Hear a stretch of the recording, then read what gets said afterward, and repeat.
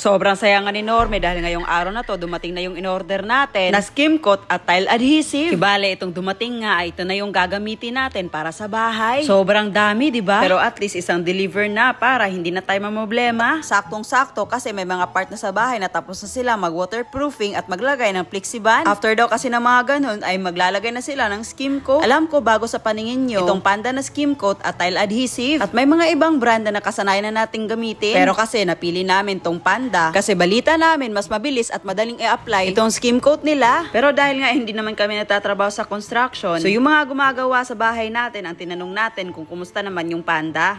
Yes. Hindi na tayo mahihirapan kasi andyan na yung Panda na skim coat natin at tile adhesive. Yes! Malami ito talaga matapos. Kunting push na lang. Matatapos na talaga. Yes, finally. At legit nga yung sinasabi nila na mas madali daw tong i-apply at hindi sila nahihirapan. Dahil nga sa product na to, mas napapabilis yung trabaho nila. Oh. Wow! Panda!